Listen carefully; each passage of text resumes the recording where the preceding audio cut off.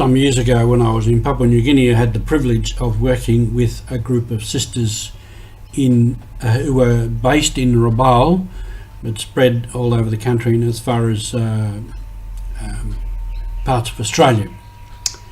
They were the FMI sisters, Daughters of Mary Immaculate. I'd like to tell you a few stories about them because they have an interesting history. This is Mission Alive. You're with Roger from the MSC Mission Office.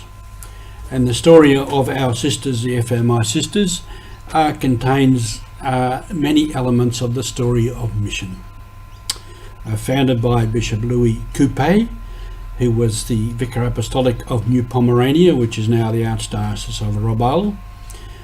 And I think I've mentioned this before, his purpose in founding those sisters was a missionary purpose, in that he said, unless there is a group within the mission that is entirely dedicated to the gospel, to Christ and to the church, then it will not take root amongst the people. So this group of sisters were to be, in a sense, a core group of evangelized persons in the mission area. And it's interesting that coincides with how we have always understood the life, the purpose of religious life, the place of religious life, as being at the heart of the church. So whatever the church conceives itself to be, religious are at the heart of the church. So their role was to be a dedicated group committed to Christ. A couple of stories. I founded in 1917 by, as I said, Bishop Louis Coupe, and Bishop Louis died in 1926, replaced by Bishop Sharmak. The story I want to tell is about tuberculosis.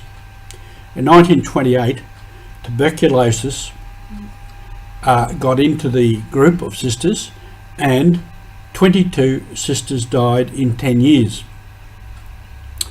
43 survived, but many of these were sick. So the bishop at the time decided not to take any new candidates for the sisters. And so the sisters, just imagine at that stage, they're only 10 years existing.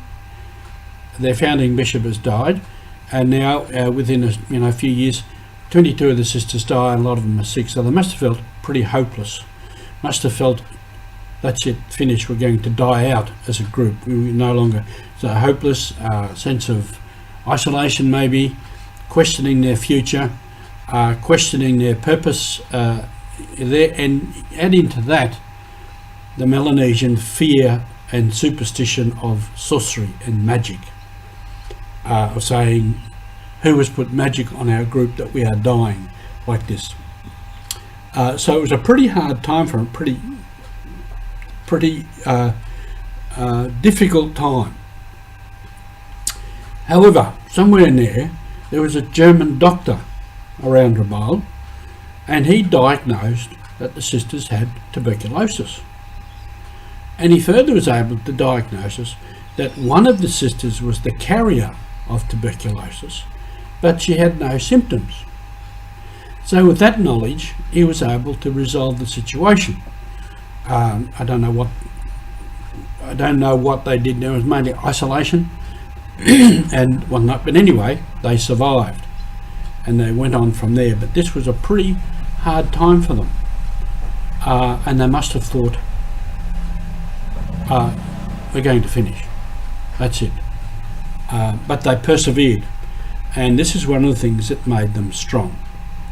And I'll come back on that. During that time of working with the sisters in a renewal program, we looked at a lot of their history, and this and some other events in their history where they really were threatened as a group, that they might not continue and exist.